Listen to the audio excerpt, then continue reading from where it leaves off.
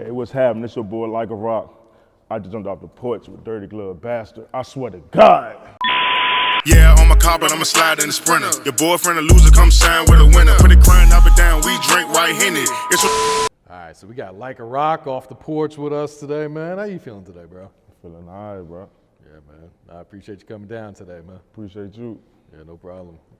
What else you working on here in Atlanta during this trip, man? I'm just networking. Got a video shoot with Haze of Productions. Okay. That's major right there. Yeah, yeah. What song is he shooting? Fear Nothing, off the album, Fear Nothing. Okay. Yeah. That's what's up, man. All right, man. So talk to us about Richmond, man. Like we were talking earlier, not too many rappers from Richmond that came down here to sell on the porch. So paint that picture, man. What's going on up there? Richmond real, you know, it's violence, you know, struggle. It has ups and downs, you know, but it feel good to beat the odds, you know, and be in the position I'm in right now, you know. Coming up is a little rough, you know. Yeah. How would you describe your childhood? I was into sports actually when I first came up like everybody else, you know. Then like years later, you know, hopped out the porch, started meeting different people, started doing, you know, street stuff, but try to keep it still 1 foot in, 1 foot out the streets, you know. So that's mainly, that's how I was coming up though. Yeah, I feel that, man. And you lost 2 close friends before you were even 17, right? Yeah. I lost my friend, my best friend, D-Mac, DeMarcus Womack.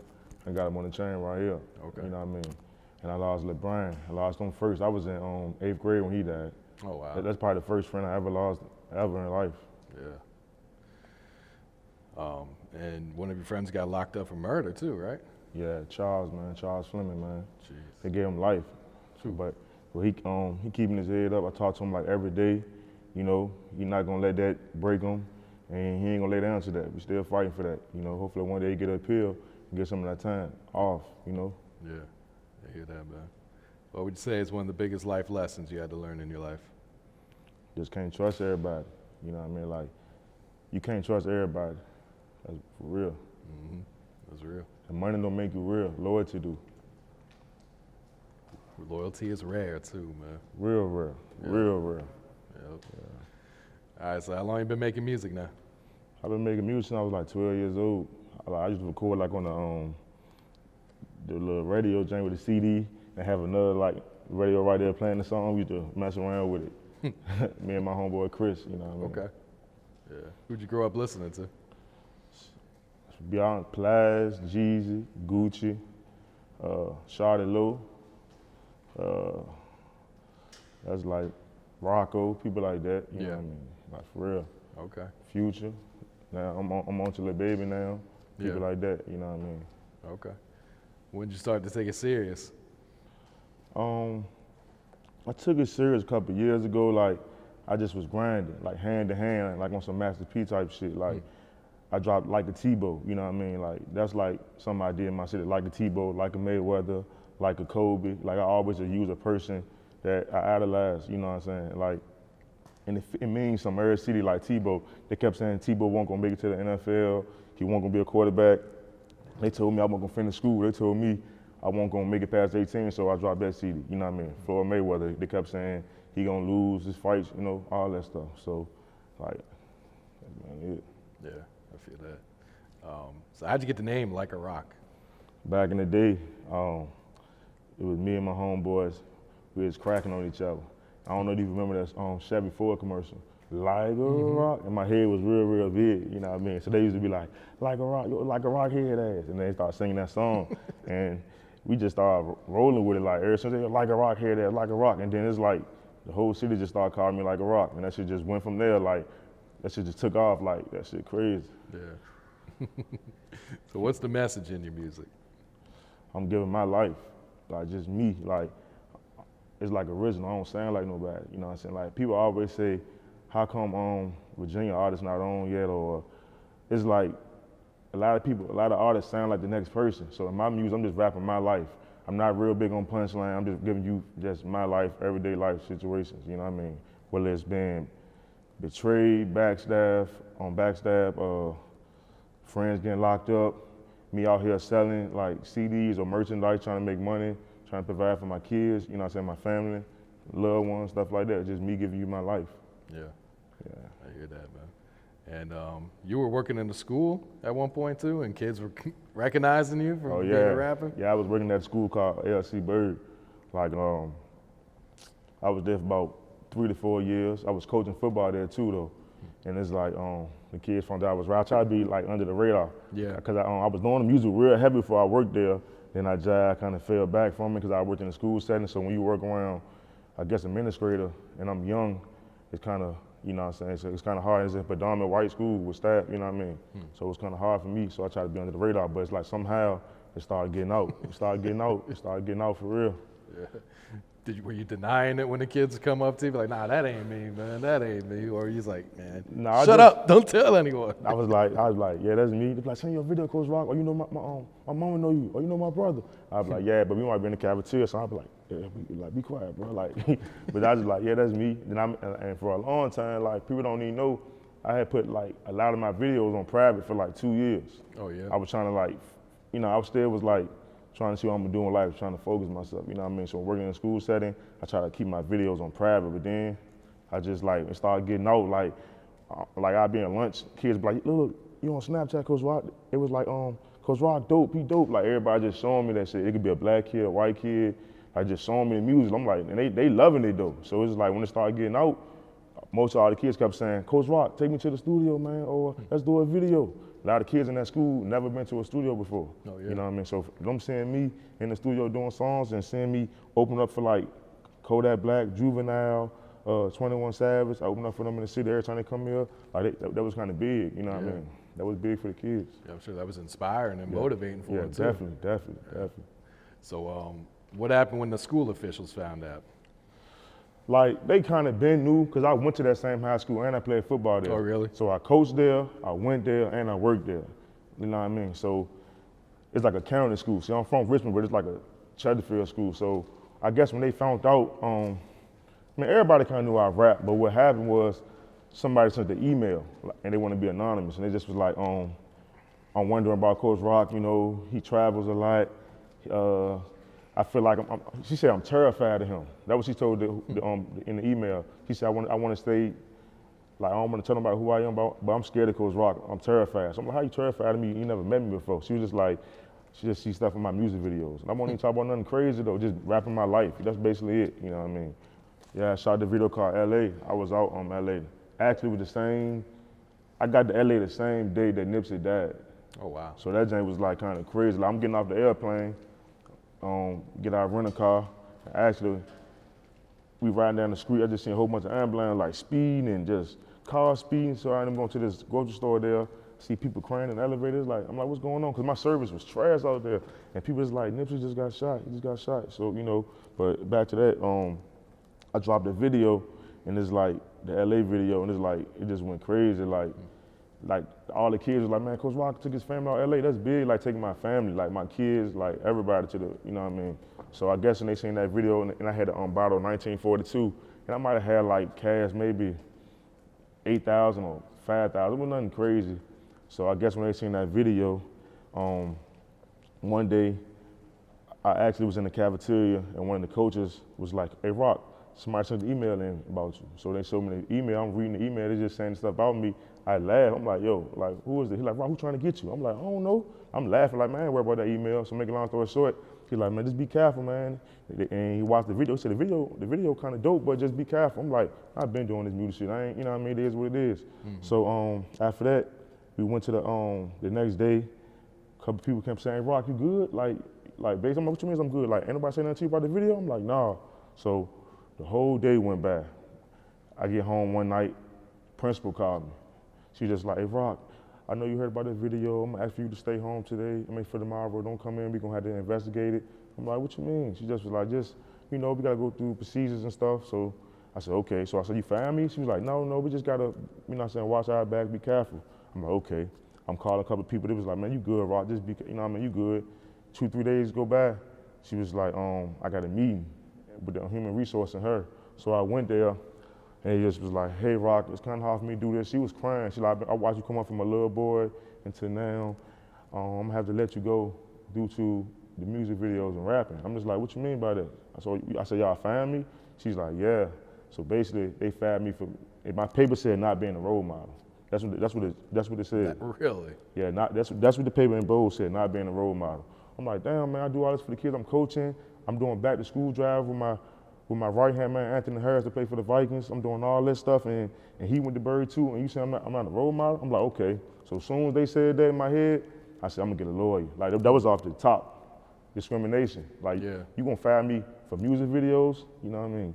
And so when I did that, I left there, contacted a couple of people. Found a lawyer, you know what I mean? He read into it, seen the videos. He's like, they fired you for this? And it's like, I'm like, yeah. And he just like discrimination at the end of the day. Yeah. And then he got, I paid him like up front. I think it was like $5,000, something like that up front. And we went through with the procedures for them for everything. Yeah. Did you win? Yeah, everything. It's crazy though. Look. First of all, they tried to give me the first kind of offer. They wanted to settle out of court. They wanted to settle. It was just like, because at first they didn't expect me to get no lawyer. Mm-hmm. I'm young. They probably think like this dude ain't got no money saved up. And they saw the money in the video. Yeah, I'm a hustler. I ain't stupid. And then also the lady was just like, I missed something. So when I'm doing my little meeting with the human resource lady, she said, what does it look like when you drinking alcohol and a lot of some of the money? I said, what you mean? She said, what image do it portray? I said, you tell me what it look like. She said, you know what it look like? I said, I don't know what it look like. She was like, you know what it look like. So she was like trying to stereotype me from the get-go. You know what I mean? I don't smoke weed or nothing. I do drink alcohol, but it's like you trying to paint a picture of something that's not there, you know? So make a long story short, they just was like, we're gonna give you, they tried to give my job back too. Oh, really? Yeah, because they know they had fucked up. They was gonna lose. They fucked up, because at the end of the day, my lawyer said, what's the difference with him doing music? They said the only way that I might have got in trouble if I would have had on the LC Bird shirt in the video. Say I'm drinking alcohol and I got on my work shirt. Now I'm representing the school wrong. But then if I got on a Nike hoodie or O4M hoodie, I mean, you can't do nothing about that. It's my everyday life. I do music. You can't get mad at that. You know what I mean? Mm-hmm. So you ended up starting your own mentor service after that, huh? Oh yeah, the Rock Project. Okay. The Rock Project, yeah. After that situation happened with the school, man, I didn't want to work back in the school anyway. So basically they were trying to forced me to resign, actually. So after that, I'm like, man, I'm not gonna work back in the school. But we came to an agreement on something, and definitely know I'm good off it though. I'm good. So I used that money and just tried to flip and start my own mentoring service. The Rock Project is basically showing kids how to be entrepreneurs. Okay. You know what I mean? That's major. Because at the end of the day, I just feel like if you got one source of income and you lose that one income, you're gonna be out back. You know what I mean? So I choose like to show kids, the youth, like, go out here, sell water. Go out here, sell t-shirts. Get you a studio, charge $40 an hour. Or go out here and cut grass. Just showing them hands-on work, you know, old school work, you know what I mean? Because at the end of the day, you working for somebody, you're never gonna be able to get to the top working for them, you know what I mean? I ain't saying nothing wrong with that, but you gotta learn how to just branch off and get like 4, 5, 6 different incomes. You see what I'm saying? No, that's real, man. Especially in this day and time, it's hard out here, man. Of course, it's COVID shit, you know. People getting them loans and, you know, scamming, you know, go out here and get that real money, man. Yeah. You're gonna cherish it more. When you work for your money, you really gonna cherish that shit, man, for real. Absolutely. How many kids are in the program right now? It's like, I work with different kids, like, I'm gonna say about 10. Okay. You know, 10. And then in the summertime, it'd be more kids. Yeah, I feel that. All right, so what's the music scene like in Richmond right now? Man, it's jumping for real. It's been jumping. It's just like we can't get over the hump, man. It's just like, I think because Richmond ain't got like a lot there to offer, like far as like when people come in Richmond, most time they go down 757 or something like that. But we ready to get casinos and stuff there, so hopefully they bring more, you know, traction there. But as far as music, there's a lot of dope artists out there, man. Just like, I'm talking about a lot of people putting their work in right now. Like my dog Ed, the realest grinding right now. You know, man, so many people, man. My OGs ready to start back grinding. Dedicated boys, all of them out here grinding right now. There's a lot of people from Northside on Big No, like, you know what I mean? There's a lot of people grinding right now, man. Yeah. So I told them they need to come up here, you know, the brand, because if you stay in Richmond, it's gonna be kind of hard. Like, I've been in Richmond forever, but I travel on a regular. I travel like 3, 4, 5 times, like every 2, 3 weeks, you know what I mean? It could be from, I just left Puerto Rico, like I said. I'm in Atlanta like twice a month, you know what I mean? But like, there's a lot of dope talent there. Somebody just got to hear us though, you know what I mean? Yeah, definitely got to not move out, but get around and kind of expand the brand to different markets like that. Like you got to invest in it. You got to invest. A lot of people scared to invest though. And that was my biggest fear coming up. I ain't had the bread to invest in it then, you know what I mean? Yeah. But now it's like, people really really investing now. Like I see a lot of people doing songs with major artists now. Like they come to the city, might get a verse, you know. I got a song with Julio. Yeah, I saw that. Yeah. Frenemies, right? Yeah, Frenemies. Okay, yeah. Yeah. All right, so talk to us about this new project, Lil Darryl from Summer Hill. Man, Lil Darryl from Summer Hill going crazy right now. Like, I'm not gonna lie, like this ain't, they finally showing love in the city. Like, one thing I always hear, people be like, I respect Lil Like a Rock grind, but the music, But like now, I'm putting that pain in there. I'm telling my story. I got over like 3,000 downloads like in like 48 hours. That's a lot coming from Richmond, you know what I'm saying? Because normally I used to do hard copies hand to hand. You know, I go out there and sell them for like $5, $10. You know, I might leave the house in the morning with like $20 in my pocket, go out here and sell the CDs and make about 2,000, 3,000 like in a day. But like now, so I'm trying to get the screamings up though. But Lil Darryl going crazy right now. Like that intro just turned 30. Yeah. So you just dropped the video for that one. Yeah. They because I'm telling my story because I never really did, man. I was speaking on real life situation. Like I always been humble, you know what I mean? But it's like I'm gonna let people know like shit. I'm from the streets for real too. I just chose to do a different route, you know what I mean? Take care of the family and stuff, my kids, you know what I mean? What video did you plan to drop next? Fear None. Fear None, like I like that Fear None. I already dropped COVID-19, but Fear None, like that's a song like I gamble a lot and like somebody owes me some money trying to run off on me, you know what I mean?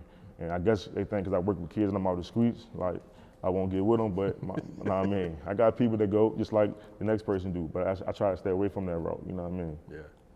Who were some of the producers you worked on there? Screech on the beat, Young Land, PR, Stacy P, like, you know what I mean? Okay. Yeah. Do you have a personal favorite song on there? I like the whole tape, bro. Yeah. Like, cause I'm just telling, every song I'm really just talking about something. Like My Turn, the song like the kind of everybody know in the city now. My turn, it's just basically me saying like, my turn. Like just me, I'm up next, you know what I mean? Yeah. But like, I love My Turn though. My Turn, like the one I feel like is the radio club banger.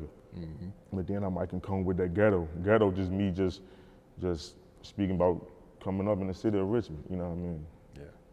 And you got your own label, right? Yeah, O4M, only for the money. It's on the chain, you know what I mean? For real.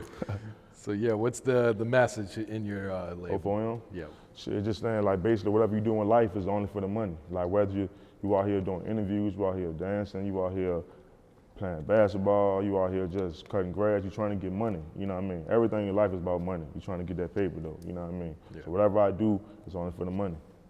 I feel that. Plans to add any other artists to the label, or are you kind of just trying to build yourself up first?